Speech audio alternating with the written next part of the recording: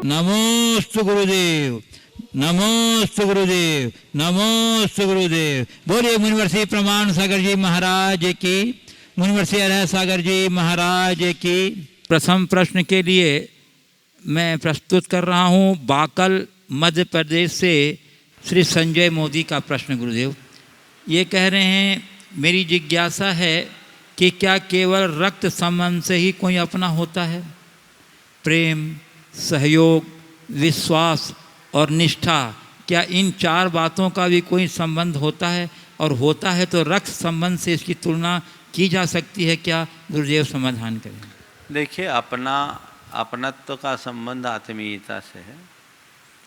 जिनसे हमारा रक्त संबंध है उनको हम अपना कहते हैं, और जिनसे हमारे आत्मीयता होते हैं वो सच्चे अर्थों में अपना होता है।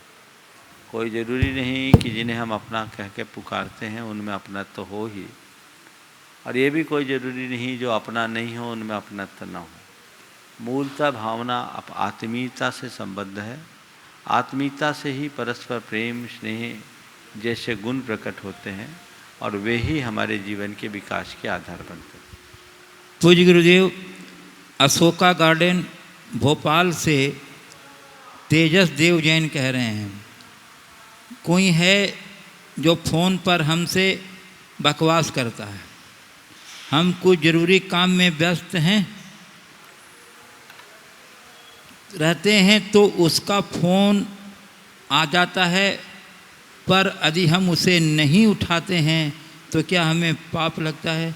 क्योंकि कहते हैं कि कोई आवाज़ दे और ना सुनो तो आगे जाकर बहरे हो जाते हैं। ये बात कितना सही है गुरुदेव, कृपया समाधान दें। कोई आवाज़ दे और न सुनो तो आगे जाके बहरे हो जाते हैं, शब्द नहीं, उसका आशय समझने की कोशिश करो। आवाज़ दे न सुनो तो आगे हो जाकर बहरे हो जाने का मतलब ये है कि किसी की पुकार न सुनना, उसकी अवहेलना करना, उसकी उपेक्षा करना एक प्रकार से असंवेदनशीलता का द्योतक है, और ऐसा व्यक्ति अपने जीवन में नुकसान उठाता है। जहाँ तक फ़ोन में इस तरह से व्यवधान डालने वाले लोग, डिस्टर्ब करने वाले लोगों से तो हमें दूरी बना करके ही चलना चाहिए। ये आवाज़ नहीं है, अनावश्यक की माथापच्ची है। बिना मतलब बात करने से कोई लाभ नहीं है।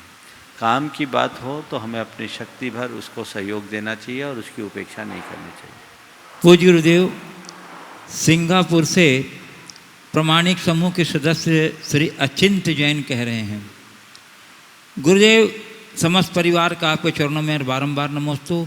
मुनि श्री, हर व्यक्ति रोज भोजन करता ही है और भोजन करते समय कोई न कोई मानसिक प्रक्रिया चलती ही रहती है, अथवा जैसे विचार होते हैं वैसे भोजन तन को लगता है। कृपया यह बताएं कि आप जब आहार लेते हैं तो आप क्या विचारते हैं, और जब हम लोग भोजन करें तो भोजन को किस प्रकार शुरू करें, और भोजन करते हुए कैसे मन में विचार रहे, क्या आत्मचिंतन करें, एवं भोजन के पश्चात किस प्रकार से हम उस भोजन को धन्यवाद करें में कृपया उचित मार्गदर्शन देकर हमें अपनी विचारधारा में थोड़ा परिवर्तन लाने का अवसर दें। बहुत अच्छी बात आपने पूछी है। भोजन करते समय किसी न किसी प्रकार के विचार तो पड़ते हैं, और हर व्यक्ति की अपनी अपनी मानसिकता होती है, उसके अनुरूप उसकी विचारधारा होती है। आपने पूछा, आप जब भोजन करते हैं तो आपके मन में क्या विचार होते हैं? मैं जब भोजन करता हूं तो पहला विचार तो मेरा यही होता है, जिस प्रयोजन से मैं भोजन ले रहा हूं वो साकार। हमारा पहला प्रयोजन, हम जब पहला ग्रास लेते हैं तो बस यही सोचते हैं, ये भोजन मेरे रत्नत्रय के वर्धन का कारण बने, मेरी रत्नत्रय की पुष्टि का कारण हो। मैं भोजन कर रहा हूँ अपने ज्ञान ध्यान तप को बढ़ाने के लिए, तो ये भोजन मेरे ज्ञान ध्यान तप की वृद्धि में सहायक हो। फिर दूसरा विचार आता है कि जो मैं भोजन ले रहा हूँ वो शुद्ध है या नहीं, निर्दोष है या नहीं, ये मुझे देखना है। मुझे शास्त्र विहित मर्यादा के अनुरूप ही अपना भोजन करना है। और तीसरा विचार हमारे अंदर रहता है कि हम शरीर के लिए भोजन कर रहे हैं पर भोजन के लिए नहीं जी रहे हैं। शरीर हमारी साधना का एक साधन है, भोजन हम कर रहे हैं पर हमें भोजन का रस नहीं लेना है। ये एक दृष्टिकोण और भाव केवल ये होता है कि हमें गड्ढा भरना है और आगे चलना है। ये हमारी अपनी विचारधारा है। सबकी अपनी अपनी विचारधारा होगी और वो उसी तरीके से करते हैं। इसके बीच बीच में विचार तो कुछ ना कुछ आ ही जाते हैं, देने वाले को लेकर के भी और चीज़ों को लेकर के भी। पर भोजन करते समय हमारे मन में ये विचार नहीं आता कि ये मिल जाए, वो मिल जाए, ये दे दे, वो दे दे, ये अच्छा नहीं है, ये बुरा नहीं। ऐसे विचार प्रायः नहीं आते। कभी कभी कोई अनिष्टकर चीज़ हो, स्वास्थ्य के लिए बाधक हो, तो वो उसको देख करके ज़रूर ये आता है कि ये लेने योग्य नहीं है। तो ये चीज़ें सबके साथ चलती है, पर मूल विचारधारा किस भाव से हम भोजन कर रहे हैं ये बहुत महत्वपूर्ण है और हमें उसी तरीके से देख करके चलना चाहिए। जहाँ तक आम जनों को भोजन लेने का के समय क्या भाव होना चाहिए, आम जनों को भोजन करते समय सबसे पहले भाव तो ये रखना चाहिए, हे प्रभु जिस तरह से मुझे भोजन मिल रहा है संसार के हर प्राणी को भोजन मिले, संसार में कोई भूखा न रहे। दूसरा भाव रखना चाहिए, जितने चाव से मैं भोजन कर रहा हूँ उतने ही भाव से भजन भी करूँ। चाव से भोजन कर रहा हूँ, भाव से भजन करूँ। तीसरा विचार ये होना चाहिए कि ये भोजन हमारे तन मन के स्वास्थ्य का आधार बने, हमारे मन में शांति हो, सद्भाव हो।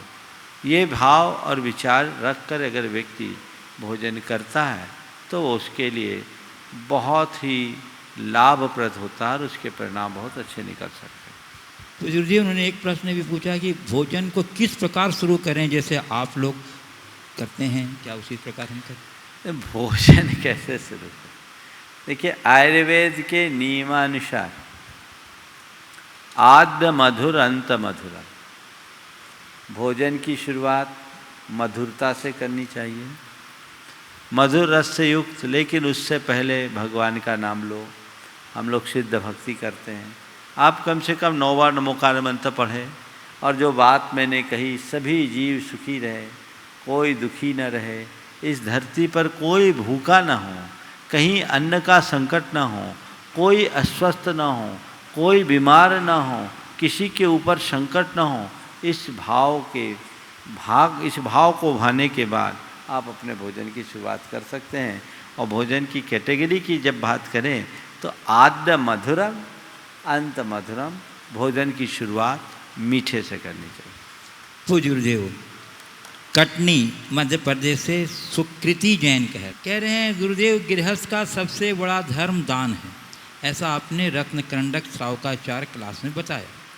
तो यदि कोई व्यक्ति धनाभाव के कारण दान देने में समर्थ न हो तो परोपकार करके क्या धर्म का पालन नहीं किया जा सकता है, जैसा कि कई जैनेतर सेवा आदि प्रदान करके कर रहे हैं? दान बड़ा धर्म है, पर दान से बड़ा योगदान है।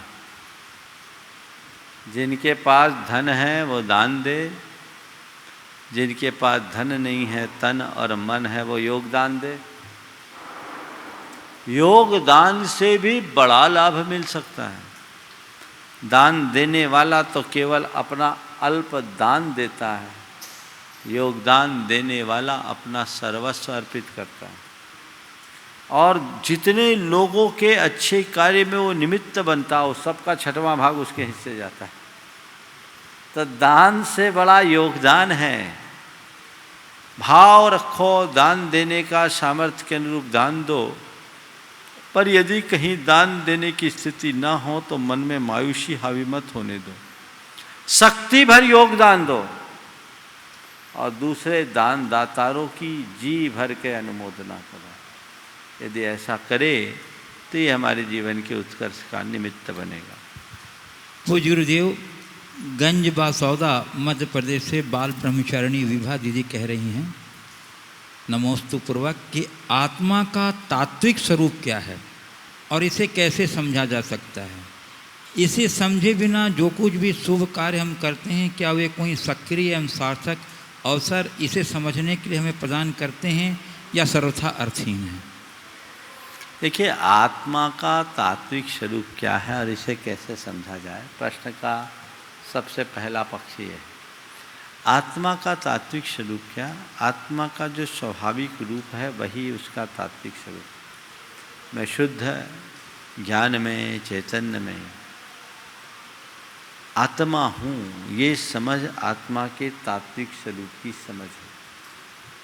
शुद्ध यानी निर्विकार, सहज, कर्म रहित, भाव रहित, दोष रहित, मात्र ज्ञाता दृष्टा मैं हूँ, अजर अमर अविनाशी आत्मतत्व हूँ। आचार्य कुंद कुंद के शब्दों में कहूँ तो उन्होंने बहुत सीमित शब्दों में आत्मा के तात्विक स्वरूप का विवेचन किया है। अहमिको खलु शुद्धो दंसन नान मई यो सदा रोगी न वियाथी मध्य किंच भी अन्नम परमाणु में तंत्र। मैं एक हूँ, शुद्ध हूँ, दर्शन ज्ञानमयी हूँ, अरूपी हूँ, मुझसे अतिरिक्त एक परमाणु भी मेरा नहीं। नव्याथी मध्य किंच भी अन्नम परमाणु मित्तम। ये आत्मा का तात्विक स्वरूप है। अब हम इसकी जितनी विवेचना करें वो कम है। ये समझ जिस व्यक्ति के हृदय में आ जाए वही सच्चे अर्थों में अपने आध्यात्मिक क्षेत्र में आगे बढ़ सकता है। आत्मा के स्वरूप के बोध के अभाव में किए जाने वाली धार्मिक क्रियाएं किंचित पुण्य तो जरूर दे सकती है, लेकिन वो हमारे आत्मोद्धार का आधार नहीं बनती। क्यों नहीं बनती? आत्मा को पहचाना ही नहीं तो उद्धार किसका होगा? इसलिए आत्मदृष्टि तो होनी ही चाहिए। और एक बार आत्मदृष्टि प्रकट हो जाने के बाद मनुष्य की सारी प्रवृत्तियां अत्यंत सहज हो जाती हैं। तो स्वभाव के प्रति रुझान अपना बढ़ना चाहिए और निरंतर उसकी भावना भानी चाहिए। भावना योग के अंत में शुद्धो हम, शांतो हम, सहजो हम, शो हम के जो सूक्त आप सबसे बुलवाए जाते हैं वो आत्मा के उसी तात्विक स्वरूप के लिए दोहराते हैं।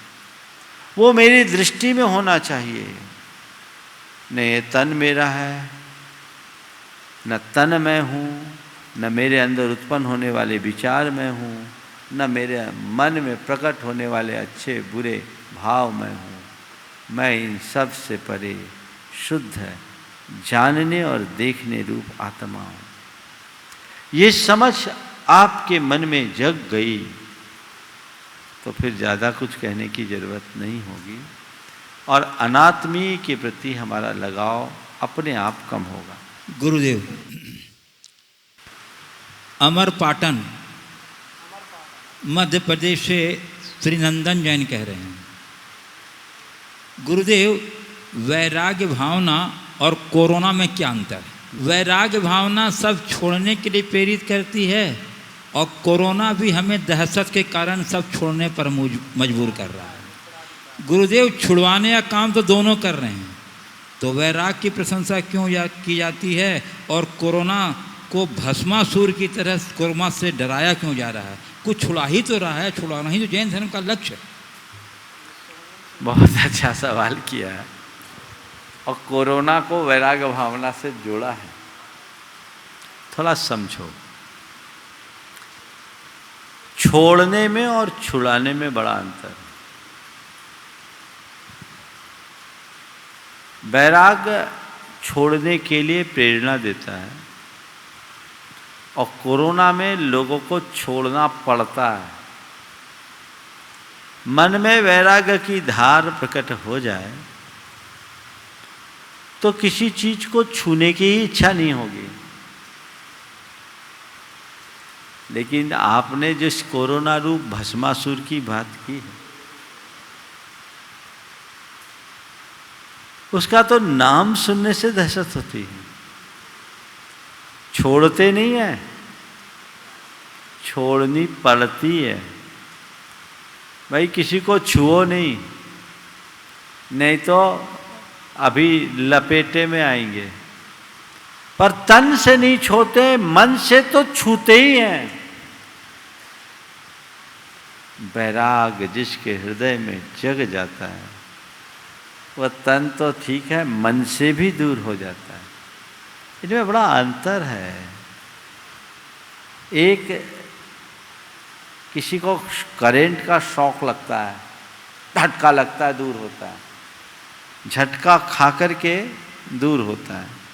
और एक व्यक्ति देख लिया कि आगे करंट है, हमें वहाँ जाना ही नहीं, दोनों को एक समान मानेंगे क्या? एक झटका खा करके दूर हो रहा है और एक पहले ही उसे झटक रहा है। कोरोना तो एक झटका है, जिसको लग गया बड़ा बुरा हाल होता है। हमें चाहिए कि हम खुद को अपने आप दूर रखें, और हम दूर रखेंगे तो हमारा पथ अपने आप प्रशस्त होगा। पूज्य गुरुदेव, भाग्योदय सागर से शिल्पी अमरदीप जैन कह रहे हैं, महाराज श्री व्रत करने का प्रयोजन क्या है? इसे तिथि विशेष से क्यों जोड़ दिया गया है? व्रत तो कभी भी कर सकते हैं। महाराज जी, कल सुगंध दशमी है, और मेरा प्रश्न यह भी है कि सुगंध दशमी का व्रत क्यों किया जाता है, और इस व्रत को करने का उद्देश्य क्या है, और उस दिन कौन से भगवान की पूजा करनी चाहिए, और पीरियड में यदि यह व्रत तिथि पड़ जाए तो कैसे व्रत करना चाहिए? देखिए, व्रत क्या है?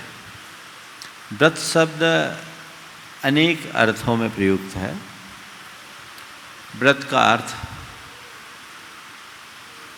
त्याग भी होता है। व्रत का सामान्य अर्थ है विरति, यानी दूर हटना, छोड़ना। पापों के त्याग को व्रत कहते हैं। एक अर्थ आया अभिसंधिकिताद विरतिर विषयाद योग्यात व्रतम भवति। अभिप्राय पूर्वक विषयों को छोड़ने का नाम व्रत है, यानी व्रत एक नियम और संकल्प के रूप में भी है। व्रत को एक तपस्या के रूप में भी अंगीकार किया गया। अनुव्रत और महाव्रत तो है ही, लेकिन महाव्रतियों के जीवन में भी साधना के क्षेत्र में और आगे बढ़ने के लिए अनेक अनेक व्रत, सिंह निष्कीड़ित व्रत, कवल चंद्रायन व्रत जैसे अनेक व्रतों का उल्लेख शास्त्रों में मिलता है। और व्रत को एक साधना के अभ्यास की दृष्टि से भी रखा गया, जिसमें आपके 16 कारण व्रत, 10 लक्षण व्रत, अष्टानिका व्रत आदि हैं, जो एक प्रकार की तपस्या के अंग के रूप में। कालांतर में व्रत एक प्रकार की लौकिक कामना की पूर्ति के साधन के रूप में भी किया जाने लगा। और बहुत सारे व्रत हमारे यहाँ आ गए, जैसे सुहाग दशमी व्रत कल है। सुगंध दशमी नहीं है, कल सुहाग दशमी है। सुगंध दशमी तो धूप दशमी के दिन। कलश दशमी, सुहाग दशमी जो भी है, इस तरह के व्रत बहुत सारे हैं जो अर्वाचीन काल में विकसित हुए। इसके पीछे मुझे एक प्रयोजन तो ये दिखता है कि अन्य परंपराओं में व्रत आदि का चलन बहुत तेजी से हुआ, और उन परंपराओं में व्रतों के माध्यम से लोग अपनी मन्नत मनौतियाँ पूरी करने लगे। तो हमारे यहाँ लोगों को उन सब से बचाने के लिए विभिन्न व्रतों का प्रवर्तन कर दिया गया, और उनके साथ कई तरह की कथाएं गढ़ी गई कथाएं हैं, और वो सब कथाओं को जोड़ दिया गया, उसके अनुसार उनका महात्म्य बढ़ गया। साथ में व्रतों के साथ उसके उद्यापन की शर्त भी जोड़ दी गई। कदाचित कोई उद्यापन न कर पाए तो उसे व्रत दूना करने का भय बता दिया, और उद्यापन में भी बहुत सारा दान देने की बाध्यता कर दी गई। इसके पीछे मुझे कई कारण दिखते हैं, जो मध्ययुगीन इतिहास की जो व्यवस्थाएं थी उसके कारण हुई, और हमारी परंपरा भी अछूती नहीं गई। व्रत करना, उसके बाद उद्यापन करना अच्छी बात है, लेकिन उद्यापन के लिए इतना सब कुछ दान देना ये कोई ज़रूरी नहीं है। दान देना अच्छी बात है, और व्रत करके आप दान करो और अच्छी बात है। लेकिन इस तरह की उद्यापन के बंधन को बांध देना हमारी समझ में नहीं आया। अब हम मुनि लोग व्रत करें तो उद्यापन कैसे करें? हमारे पास तो कुछ नहीं है। यथार्थतः व्रतों का उद्यापन क्या है?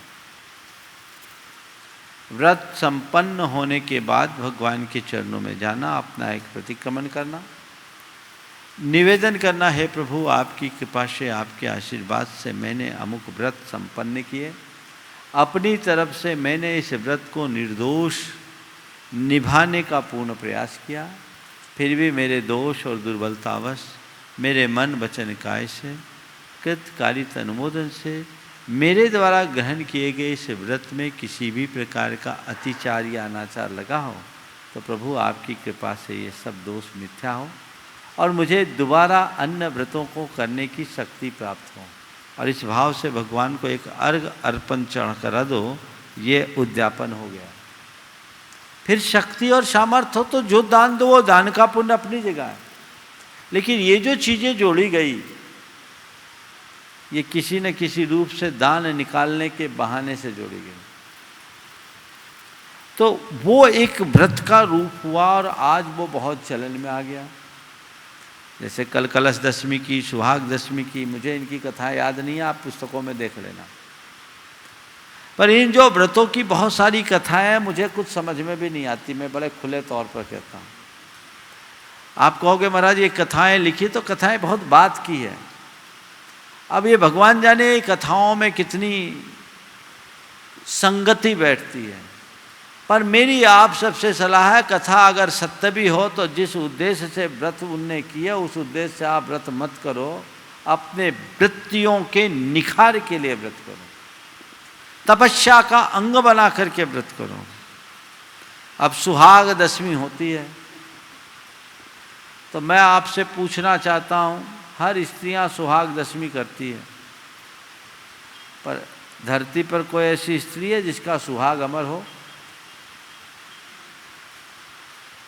बोलो। उसके बाद भी जाने वाले को तो कोई नहीं रोक पाता। और जितना स्त्री को अपने पति की जरूरत है उससे ज़्यादा पति को पत्नी की जरूरत है। पति को खोने के बाद तो पत्नियां फिर भी अपनी ज़िंदगी काट लेती है, उनकी गत बहुत खराब होती है जिनकी पत्नी छूट जाती। तो मैं कहता हूँ फिर सुहाग दशमी हो तो सौभाग्यवती एकादशी तुम लोग करो, बात तो बराबर है। तो व्रत करो, उत्साह बना रहे।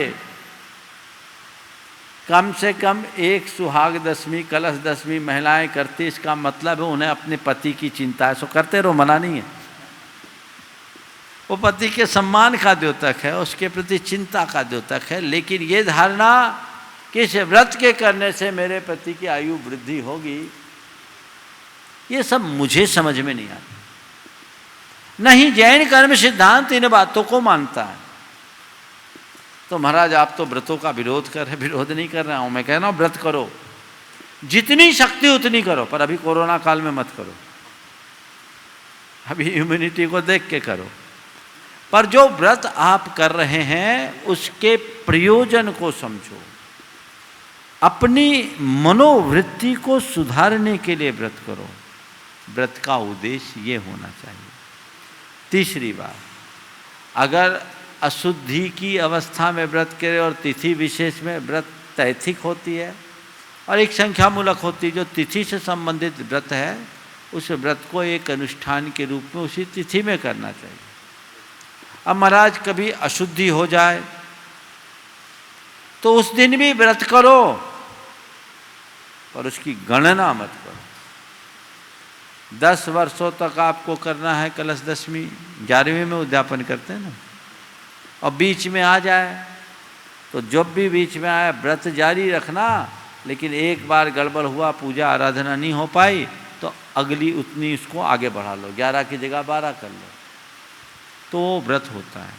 इस तरह के व्रतों से एक संकल्प जुड़ता है और उत्साह बना रहता है तिथि को लेकर के कि इस तिथि में मुझे व्रत करना है, निमित्त बन जाता है। बहुत सारे व्रत है, रोहिणी व्रत वगैरह, ये सब ऐसे लौकिक व्रत हैं। हाँ, उन व्रतों में देख कर करना चाहिए। एक चंदन षष्ठी का भी व्रत है जो अशुद्धि से बचने के लिए लोग करते हैं। तो व्रतों को कीजिए, आत्मशुद्धि की भावना से कीजिए। लौकिक प्रयोजन से व्रतों को करने का औचित्य मुझे समझ में नहीं आता। पूज्य गुरुदेव, इंदौर मध्य प्रदेश से प्रतिभा स्त्री इंदौर की कक्षा 5 की छात्रा काव्या जैन काव्यांजलि पूछ रही हैं, गुरुदेव नरकों में नारकी आपस में एक दूसरे के साथ मारकाट करते रहते हैं, तो क्या उन्हें पाप नहीं लगता? और यदि लगता है तो वहाँ से निकलने वाले कुछ जीव आने वाले काल में तीर्थंकर कैसे बन जाते हैं? देखो, बात सही है। हर प्राणी के परिणाम द्रव्य क्षेत्र काल भाव के अनुसार होते हैं। जो जैसे परिवेश में होता है उसकी मनोवृत्ति वैसी होती है। पाप भोगने के लिए नरक जाते हैं, और नरक में भी जो मार काट करते तो पाप ही करते हैं। अब जहाँ से कहा कि कुछ जीव ऐसे भी हैं जो वहाँ से निकल के तीर्थंकर होते हैं। आगामी 24 के प्रथम तीर्थंकर वहीं से आएंगे, आ सकते हैं। तो क्या होगा? वो अज्ञानता में वहाँ नरक में मार काट कर रहे हैं, यहाँ आते ही उनका ज्ञान जग जाता है और वो उतना पुण्य लेकर के गए। तीर्थंकर प्रकृति उनकी सत्ता में है। ये पुराने पाप भोगने के लिए वहाँ गए एक ड्यूरेशन तक के लिए। वो तीर्थंकर प्रकृति का पुण्यकर्म अब कुछ समय बाद उदय में आने वाला है, वो उनको लेकर आएगा जो उनके परिणाम सुधारेगा। और इसका प्रभाव नरक में रहते हुए उनके आखिरी जब 6 महीना शेष रहते तभी दिखने लगता है। उनके चारों तरफ वज्रमयी कवच बन जाता है, वे सुरक्षित हो जाते हैं, उनके परिणाम भी बदल जाते हैं, उनके अंदर सम्यक दर्शन होता है। तो यहाँ आते ही भाव बदलते हैं, जीवन बदल जाता है। नरक में मार काट करके तीर्थंकर प्रकृति कोई नहीं बांध सकता। पहले कुकर्म करके सुधरने वाला मनुष्य अगर अपने जीवन में बदलाव लाया और तीर्थंकर प्रकृति का बंध कर लिया जैसे सैनिक ने किया, तो अपने कुकृत्यों के कारण नरक तो जाना पड़ेगा, वो दंड उसे भोगना पड़ेगा। पर ये जो आज सुकृत्य किया है वो नरक के भव के बाद आकर यहाँ फलेगा। तो आत्मा में ऐसी योग्यता है कि बीच में जैसे हम लोग कभी जर्नी करते हैं ना, तो बियावान घाटी से निकलना हो, टर्निंग हो, खूब उबड़ खाबड़ रास्ता हो, और उसमें एक लंबी यात्रा करने के बाद एकदम समतल धरातल मिल जाए और तब आप अपने लक्ष्य को पाएं। तो ये जो यात्रा का एक पड़ाव है जिसमें उनको इस मार काट की भरी जिंदगी यातनापूर्ण जीवन जीने के लिए बाध्य होना पड़ता है, वहाँ से निकलेंगे स्मूथ लाइफ हो जाएगी। तो ये जीवन की ये दशा है और इसी अनुरूप सारे कार्य होते हैं। तो जी गुरुजी, अब मैं यहाँ उपस्थित जिज्ञासुओं को आपकी आज्ञा से आमंत्रित करता हूँ। श्रीमती सालू देवी जैन, कपड़ा बाजार, अध्यक्षा अखिल भारतीय दिगंबर जैन महिला परिषद कटनी प्रशाखा की अध्यक्षा। और तब तक गुरुदेव एक प्रश्न है, अंजड़ जिला बड़वानी मध्य प्रदेश से अंतिम कुमार जैन कह रहे हैं, गुरुदेव हमारा नाम हमारे परिवार की देन होती है। पढ़ लिख कर जो डिग्रियां मिलती है वो यूनिवर्सिटी की देन होती है, और हमारी नौकरी और उससे होने वाली कमाई कंपनी के मालिक की देन होती है। तो गुरुदेव वह कौन सी कमाई है जिसे हम अपनी देन माने और हमारी पहचान बने? नाम माँ बाप ने दिया, शरीर भी माँ बाप ने दिया। और नीचे आ जाओ, शरीर माँ बाप ने दिया, नाम परिवार के लोगों ने दिया, डिग्री यूनिवर्सिटीज ने दी, नौकरी कंपनियों ने दी, तनख्वाह उनने दी, सैलरी उनने दी, सब और ने दिया। हमने खुद ने खुद के लिए क्या समर्पित किया, क्या दिया? हमने अपने लिए आज तक कुछ भी नहीं दिया। अगर हम देना चाहते हैं तो हम खुद के प्रति, खुद के लिए समय देना शुरू करें। यदि हम आत्मा के लिए समय देते हैं तो समझ लेना हमने अपने लिए बहुत कुछ किया। बोलिए। नमोस्तु गुरुदेव। मातृत्व नारी के गौरव का एक महत्वपूर्ण गुण है, परंतु गुरुदेव आज की नारियां स्वतंत्र जीवन जीने के लिए मातृत्व का बोझ मानकर मातृत्व के सुख से बचना चाहती हैं। यह आधुनिक संस्कृति, परिवेश एवं शिक्षा का सुप्रभाव है या दुष्प्रभाव? क्या ऐसा करके नारी अपने मातृत्व सुलभ पहल संवेदना पर कुठाराघात करके अपने जीवन गौरव को समाप्त नहीं कर रही हैं? बहुत अच्छी बात आपने की है और बिल्कुल यथार्थ है जो आपने कहा कि आज स्त्रियां मातृत्व के गौरव से दूर भाग रही हैं और ऐसा करके वह अपने नार्योचित गुण को ही समाप्त कर रही है, उनका गौरव भी खंडित हो रहा है। वस्तुतः माँ का जो स्थान है वो सृष्टि में कहीं नहीं। माँ को मान का प्रथम अक्षर कहा जाता है, वो ममता का मंगल कलश है और वही स्त्री इस बात का अनुभव कर पाती है जिनने मातृत्व के गौरव को पाया।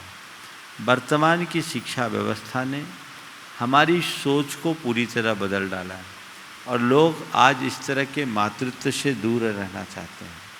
ऐसी महिलाओं के लिए मैं आज कहना चाहूँगा, आज से कुछ दिन पहले एक समाचार प्रकाशित हुआ। लंदन की एक भारतीय महिला ने इस विषय में लिखा, आप लोगों ने भी उसे पढ़ा होगा, सुना होगा, मुझे लोगों ने पढ़ाया कि एक भारतीय महिला जो लंदन में रही और लंबे समय तक लिव इन में रही, लिव इन के कंसेप्ट में रही, उसको उस समय भारत की जो परंपरागत व्यवस्थाएं हैं वो बड़ी बंधन लगती थी और वो सोचती थी कि यहाँ महिलाओं के साथ ज़रूरत से ज़्यादा नियंत्रण है, बंधन है। लेकिन उन्होंने अपने अनुभव लिखा, बहुत अच्छा अनुभव था, नाम तो मैं भूल रहा हूँ, ये करीब 2-3 महीने पहले ही प्रकाशित बात है और पूरे देश भर में वायरल हुई है। तो उन्होंने उसमें लिखा कि आज मैं समझती हूँ कि भारत की परंपरा कितनी अच्छी है, अगर मैं किसी एक से बंध के रहती और संतान का सुख भोगती तो आज मेरी ये दशा नहीं होती। ये आज की इस पढ़ी लिखी पीढ़ी को कब समझ में आएगा, मुझे समझ में नहीं आता। जब तक समझ में आता है तब तक उनके पास कुछ बचता नहीं। हमें ये समझना चाहिए और अपने गौरव को आत्मसात करना चाहिए, क्योंकि जब तक माँ है और मातृत्व है तभी तक हमारी समाज में समरसता रहेगी। जो समाज माँ और मातृत्व से शून्य होगा वो समाज बर्बर समाज बन जाएगी, उसमें घोर बर्बरता पनप जाएगी। इसलिए हर नारी को चाहिए वो अपने मातृत्व के गौरव से स्वयं को मंडित रखे। श्रीमती रचना संजीव जैन, पुरानी बस्ती कटनी, और उसके बाद तैयार रहेंगी श्रीमती डाली मालगुजार, कटनी मालगुजार करी। गुरुवर के चरणों में मेरा बारंबार नमोस्तु। गुरुवर, मेरी यह जिज्ञासा है कि रचनात्मक गतिविधियों का स्वरूप क्या है तथा इनका समाज के सर्वांगीण विकास में योगदान व स्वरूप क्या है? किस प्रकार महिलाएं इसमें अपना योगदान दे सकती हैं? आप हमें रचनात्मक प्रवृत्तियों का स्वरूप क्या है और समाज में सर्वांगीण विकास में इसका योगदान क्या और महिलाएं किस प्रकार योगदान? देखिए, रचनात्मक प्रवृत्तियों का स्वरूप क्या है? रचनात्मक प्रवृत्ति किसे कहते हैं? जिससे अच्छा हो, जिससे परिणाम अच्छा हो। निर्माण को रचना कहते हैं और विनाश को विध्वंस। हमने ये बिल्डिंग बनाई है, ये एक प्रकार की रचनात्मक प्रवृत्ति है, और तोड़ फोड़ कर दें तो विध्वंसकारी प्रवृत्ति है, जो नकारात्मक प्रवृत्ति है। जिससे व्यक्ति का, समाज का, राष्ट्र का, संस्कृति का विकास हो, वो सब रचनात्मक प्रवृत्ति के अंतर्गत आती है। और जिससे इन सब का विनाश हो, वो सारी चीज़ें विध्वंसात्मक प्रवृत्ति में आती है।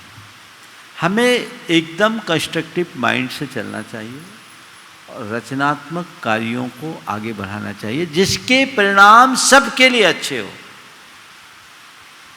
ऐसी बातों को हमें प्रमुखता देनी चाहिए। और जब समाज में रचनात्मक सोच से भरे लोग होते हैं तभी समाज प्रगति करती है। उसमें हमारी ऊर्जा हमेशा स्वयं को आगे बढ़ने में लगती है, बढ़ाने में लगती है, पीछे करने में नहीं, खपती नहीं। लेकिन जहाँ नकारात्मक प्रवृत्तियों के लोग होते हैं उनकी प्रगतिशीलता वहीं अवरुद्ध हो जाती है। हम आगे बढ़ते जाएं, आगे बढ़ते जाएं, आगे बढ़ते जाएं। महिलाओं का इसमें बहुत बड़ा योगदान हो सकता है। यदि महिलाएं इधर उधर की बातों को छोड़कर संस्कृति निष्ठ होते हुए अपनी सारी शक्ति को सृजनात्मक दिशा देना शुरू कर दे, अच्छे कार्यों में अपना समय, शक्ति और संसाधन लगाना शुरू कर दे, तो वो तो पूरे समाज का ढांचा बदलने में समर्थ है। आशा है कि महिलाएं इस दिशा में आगे बढ़ेगी और समाज के मूलभूत स्वरूप में परिवर्तन घटेगा। श्रीमती डाली मालगुजार कटनी, उसके बाद तैयार रहेंगे भव्य सरावगी कटनी। नमोस्तु, नमोस्तु महाराज जी, नमोस्तु। गुरुदेव, हर बच्चों का मानसिक विकास एक तरह का नहीं होता। कुछ बच्चे और बच्ची अपरिपक्व मानसिकता से कुछ गलत कर बैठें तो उसको प्रचार का विषय ना बनाकर किस प्रकार हम उन्हें समझा सकते हैं ताकि उनमें सुधार आए और उनका मानसिक विकास भी हो सके। आजकल ऐसे विषयों को देखा गया है कि लोग इसको सुधारने की बजाय इसका प्रचार और प्रसार बहुत करते हैं। ये कहाँ तक उचित है? देखिए, किसी के दोष और दुर्बलताएं हैं तो दुर्बलताएं कई वजह से होती, हर व्यक्ति उसका शिकार होता है। हमें उस दुर्बलता का सत्कार तो नहीं करना चाहिए, लेकिन एक दुर्बलता के कारण किसी व्यक्ति को दुत्कारना भी नहीं चाहिए और उसका दुष्प्रचार भी नहीं करना चाहिए। हमें उसे सुधार की संभावना देखकर सुधारने का प्रयास करना चाहिए। हर व्यक्ति में बदलाव आ सकता है। यदि किसी में कोई कमी है तो वो उसकी निजी दुर्बलता है। हम धीरे धीरे धीरे धीरे उसे सुधारें, और अगर वो नहीं सुधरता है और हमें ये दिखता है कि इसका परिणाम औरों पर खराब होता है, तो उसके लिए एक क्राइटेरिया बना देनी चाहिए, एक लाइन खींच देनी चाहिए कि तुम्हें अपने जीवन में ये बदलाव तो लाना ही होगा और धीरे धीरे परिवर्तन आ सकता है। लेकिन दुष्प्रचार करना व्यक्ति को और अधिक बिगाड़ने में कारण बनता है। हम दुष्प्रचार से व्यक्ति को सुधार नहीं सकते, प्यार और दुलार से व्यक्ति को सुधार सकते। तो अगर किसी में कोई कमी है तो हम ये देखें कि सामने वाले की मनस्थिति क्या है, वो कमी को स्वीकार कर रहा है या नहीं। यदि वो अपनी गलती को स्वीकार रहा है और उसे अपनी गलती से ग्लानि है तो सुधार की संभावना है, और यदि गलती को स्वीकारने को तैयार नहीं है और हमें लगता है कि सुधर नहीं सकता, तो उसकी अन्य अच्छाइयों को देखें और उस गलती से सुरक्षित दूरी रखते हुए उसका जितना लाभ उठा सकते उठाएं, और कदाचित ऐसा संभव नहीं भी है तो उससे घृणा न करें और उसके बारे में दुष्प्रचार कभी ना करें। भव्य श्राव की कटनी बचा रहेंगे श्री प्रमोद कुमार जी जैन, कक्का, महामंत्री धर्म भावना समिति कटनी। नमोस्तु गुरुदेव। महाराज श्री, संसार के दुखों से घबराकर वैराग्य का पद ग्रहण करना क्या प्लानवाचिता नहीं? आप तो कहते हैं कि कैसा भी दुख का पहाड़ आ जाए संघर्ष करो बजाय हताशा के। दूसरी बात तो यह है कि गुरुजी, पहले तो एक परिवार में एक से अधिक बच्चे हुआ करते थे, तो यदि कोई एक व्यक्ति भी वैराग्य का पद ग्रहण करता तो परिवार में कोई फर्क नहीं पड़ता था। पर आजकल तो परिवार में सिर्फ एक ही बच्चा होता है, यदि वह भी वैराग्य के पद पर चल पड़े तो ये कहाँ तक उचित है? और ऐसी स्थिति में दीक्षा दाता गुरु का क्या निर्णय होना चाहिए? बहुत अच्छा सवाल किया। सबसे पहली बात पूछा है कि संसार के दुखों से घबराकर वैराग्य का रास्ता अपनाना क्या पलायन नहीं है? और आप तो कहते हैं दुख का पहाड़ भी टूट जाए तो उसका सामना करें।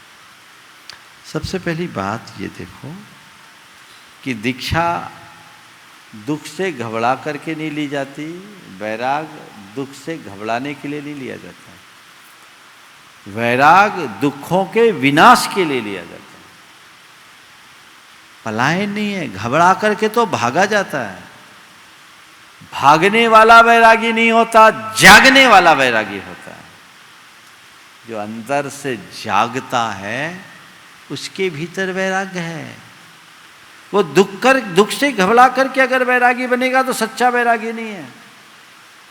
दुख को उखाड़ फेंकने के लिए, दुख से मुक्ति पाने के लिए वैराग्य अंगीकार किया कि जीवन में जितने भी दुख आए मैं उसका डटकर सामना करूंगा और इसकी जड़ उखाड़ कर दुखों का हमेशा हमेशा के लिए खत्म करूंगा। इस संसार में तो रोले आते रहते हैं। वीर पुरुष वो नहीं जो परिस्थितियों के आगे घुटने टेक दे। वीर पुरुष वो है जो अपने कदमों से परिस्थिति को ही बदल दे, परिणति ही बदल जाए। अब जीवन में ऐसा हम कभी होने ही नहीं देंगे। चाहे ये संसार की दुख की परंपरा है, इसको खत्म करना है। इसलिए आचार्य कुंद कहते परिवज्जदु सामन्नम यदि इच्छति दुख परिमोक्षम। दुख से मुक्ति पाना चाहते हो तो साधु बनो। दुख से घबरा करके साधु मत बनो। घबराओगे तो शत्रु हावी हो जाएगा। सामना करोगे तभी तुम उससे लोहा ले सकोगे। तो वैरागी दुखों और संकटों का मुकाबला करने के लिए निकलता है, उनसे घबराने वाला वैरागी नहीं होता। इसलिए ये बताओ पलायनवादी कौन है? जो दुखों के आगे सरेंडर कर रहा है वो, या जो दुखों की जड़ उखाड़ के फेंक रहा है वो? कौन है? जो दुखों के आगे सरेंडर करता है वो। क्या पलायनवादी? हाँ जी। जो दुखों के आगे सरेंडर करता है वो पलायनवादी। तो वैरागी कहाँ? सच्चा वैरागी पलायन नहीं करता, वो जीवन का यथार्थ परायण करता है। तुम लोग भोगी लोग भटक रहे हो, थोड़े थोड़े से दुखों के कारण आंसू बहा रहे हो। तुम्हारे अंदर वो सामर्थ्य विकसित नहीं हुई और नए नए दुखों के बीज भी बो रहे हो। और जब वो दुख गहरा करके सामने आता है तो रोना रोते हो। अरे ये दुख इस जन्म का नहीं, जन्म जन्मांतरों का, और यही होता रहा है और तुम पस्त पड़ते रहे। शत्रु को पहचानो, उखाड़ के फेंको, आवागमन का चक्र ही हमेशा के लिए खत्म हो जाए तो जीवन का असली मजा है। अब दूसरी बात जो पूछी कि पहले एक पिता के अनेक संतान होते थे, एक आध वैरागी हो जाए तो कोई फर्क नहीं पड़ता, अब तो एक ही होते हैं। अब क्या होगा? उसी से सारी व्यवस्था। अरे बाबा, तीर्थंकरों के तो एक ही होते थे, आज तो कम से कम एक बेटा एक बेटी है। बेटा निकल गया तो बेटी है, बेटी निकल गई तो बेटा है। इन तीर्थंकरों के यहाँ आगे पीछे कोई नहीं, एक ही, एकमेव अद्वितीयम। बोलो किसका वंश बढ़ा? जिनने हजारों पुत्र जने उनका, जो इकलौती संतान थी उनका। किसका वंश बढ़ा? जो इकलौती संतान थी उनका। और वे माँ बाप बड़े भाग्यशाली होते हैं जिनकी संतान श्रेयस के पथ पर चलती है। सूरज के उगने से पूरब की दिशा भी पूजी जाती है। आज एक संतान यदि वैराग्य के पथ पर चलती है तो उसके प्रताप से पूरे कुनबे का गौरव बढ़ता है।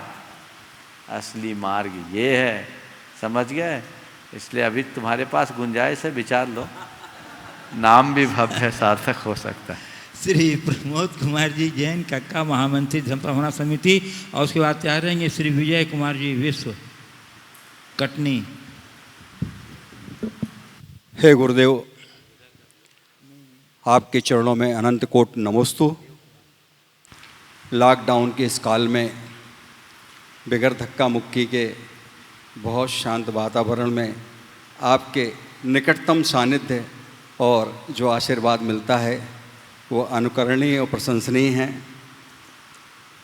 गुरुवर, एक गणित है, समझ में नहीं आ रही, आपके समक्ष रख रहा हूँ कि एक अंक के साथ एक खड़ा होता है तो उसकी ताकत 10 गुनी बढ़ जाती है। बाजू में एक और खड़ा होता है, 100 गुनी हो जाती है, 1000 गुनी हो जाती है, लाख गुनी हो जाती है। और ये कम और क्रम ऊर्जा को बढ़ाने वाला होता है। और यदि इसमें हम क्रोध का एक के साथ एक माइनस लगाते हैं तो हम 0 पे चले जाते हैं। लोभ का प्लस लगाते हैं तो हम सिर्फ दुगने हो पाते हैं। मान का भाग देते हैं तो हम पुनः 0 पे चले जाते हैं। और माया का दशमलव लगा देते हैं तो हम सिर्फ 0.1 अपनी ऊर्जा बढ़ा पाते हैं। हे गुरुदेव, परिवार, समाज, राष्ट्र के उत्थान के लिए हमारी गणित क्या होनी चाहिए, ये समझाने की कृपा करें।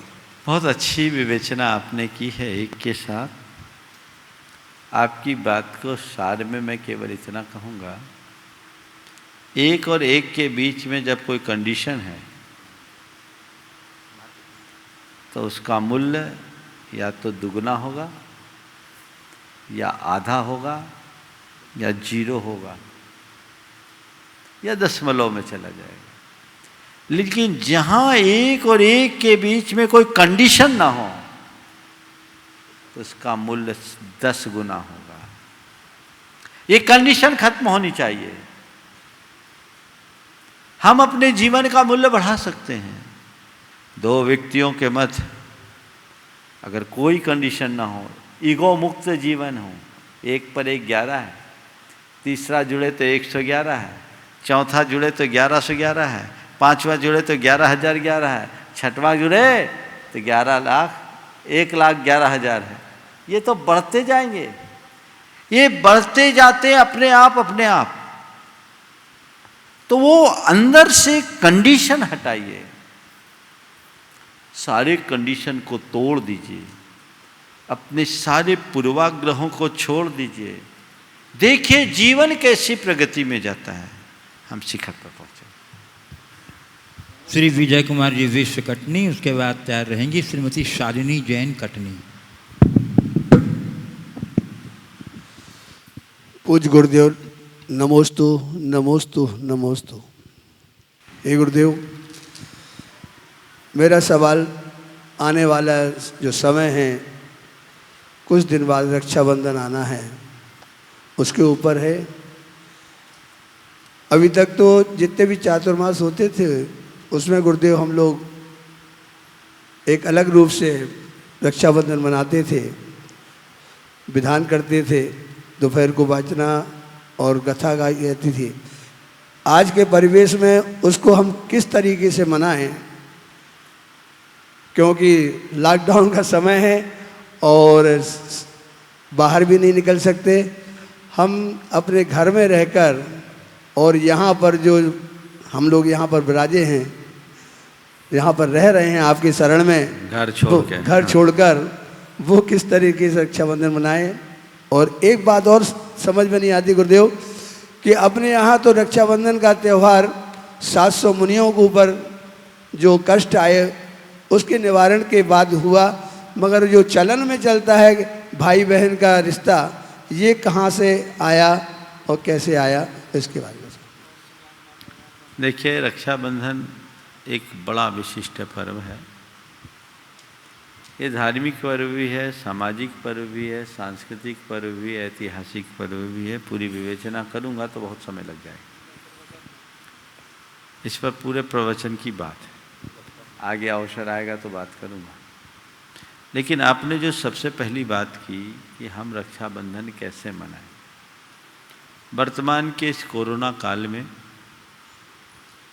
लोगों को सरकार की हिदायतों को ध्यान में रखते हुए ही रक्षाबंधन मनाना चाहिए। हमारा मूल रक्षाबंधन धर्म रक्षा का है। धर्म और संस्कृति के प्रति अपनी प्रतिबद्धता को प्रकट करने के पर्व का नाम रक्षाबंधन है। ऐसे समय में एक सुझाव मैं आप सबको देता हूँ। अब कहीं राखी तो अर्पित करने की गुंजाइश नहीं है, मंदिरों में भी जाने की बात नहीं है। देश भर के लोगों को संदेश में देना चाहता हूँ कि इन दिनों सारे मंदिर बंद हैं, तीर्थ क्षेत्र बंद है। कई जगह से ऐसी सूचनाएं आई हैं कि तीर्थों में लोगों के न आने जाने के कारण वहाँ के कर्मचारियों को तनख्वाह देने की भी व्यवस्था नहीं। ये हमारी जिम्मेदारी है।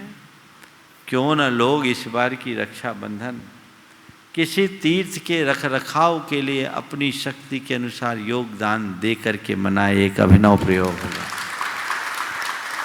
और पता करे उन तीर्थों को जहाँ पैसा नहीं है, उन प्रसिद्ध तीर्थों में नहीं जहाँ आज भी शांति धारा के लिए लाइन लगी है। आप उन्हें देखिए जहाँ वहाँ के कर्मचारियों को वेतन देने की भी व्यवस्था नहीं है। ये समाज की सोच है, क्योंकि वो हमारी धरोहर है, उसे हमें सुरक्षित रखना चाहिए। भाई बहनों वाला जो मैटर है, डिजिटल राखी भेज दीजिए। ई राखी डिजिटल वही है, वो राखी भेजिए। और ऐसे समय में एक और प्रयोग कीजिए, इस कोरोना के संकट से जो भी प्रभावित हुए हैं, जिनका घर उजड़ गया है, अगर आप सही रक्षाबंधन करना चाहते हैं तो उनके सहयोग के लिए अपना हाथ आगे बढ़ाइए और रक्षाबंधन कीजिए। उनके सहयोग के लिए आप आगे बढ़िए। ये भी एक रक्षाबंधन का तरीका है। जहाँ तक सवाल है यहाँ पर रक्षाबंधन कैसे मनाएंगे, बड़ी प्रसन्नता है। यहाँ पर बहुत सारे लोग अपना घर बार छोड़कर सब यहाँ रुके हुए। 15 दिन से तो ऊपर हो गया, न कोई आ रहा है न कोई जा रहा है। सब यहाँ पूरा सरकार ने तो अभी 3 दिन से लॉकडाउन किया। हमारा लॉकडाउन तो 15 दिन हो गया। ये लोग रह रहे, बड़े आनंद के साथ रह रहे, बच्चे रह रहे, बड़े रह रहे हैं, और वो भी सुरक्षित है, सेवा भाव भी और धर्म लाभ ले रहे हैं। हम लोग जो हमारी पारंपरिक व्यवस्थाएं हैं, पूजा पाठ है, उसके अनुरूप करेंगे। धार्मिक क्रियाएं होगी।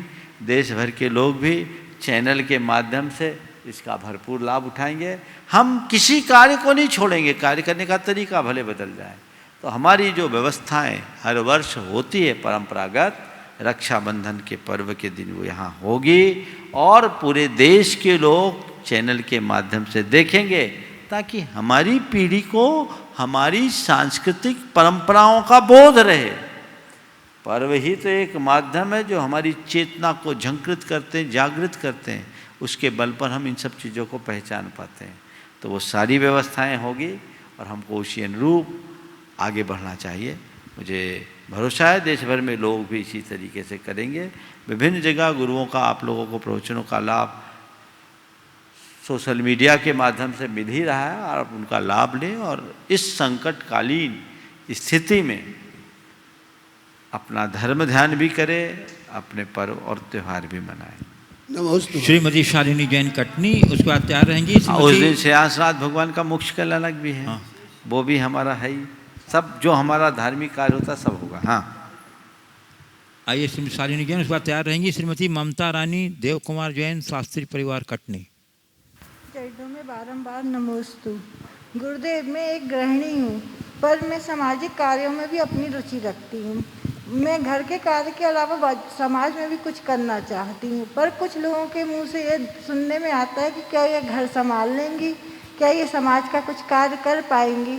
तो ऐसे में हमारा मनोबल टूट जाता है, पर हमें अपनी क्षमताओं का ज्ञान है। तो इसके लिए हमें क्या करना चाहिए? कुछ नहीं करो, ऐसे लोगों की बात सुनो मत, करके दिखा दो। लोग कहते कार्य क्या है, घर संभाल लेगी और क्या ये समाज का काम कर लेगी। तो पहले घर भी संभाल लो और समाज का काम करके दिखा लो, उसमें क्या बात है। बोलने वाले तो बोलते रहते हैं। हमारी समाज में महिलाओं ने एक से एक अच्छी सामाजिक कार्यकर्ता हुई है, उन्हें समाज के क्षेत्र में काम किया और घर परिवार में भी बहुत अच्छा काम किया, बहुत अच्छे तरीके से घर का सुसंचालन किया है। तो पहली सलाह, घर का अच्छे से संचालन करो और साथ में अपना समय निकालते हुए समाज के कल्याण के लिए जितना समय आप दे सकते हैं देने की कोशिश करें। और ऐसा आप समाज के कल्याण के लिए समय देंगे, निश्चित समुन्नति होगी और वो हम सबके जीवन के लिए एक बड़ी उपलब्धि होगी। समय आप सबका हो गया है। आज के सत्र को यहीं पर विराम। बोलिए परम पूज आचार्य गुरुवर श्री विद्यासागर जी महाराज।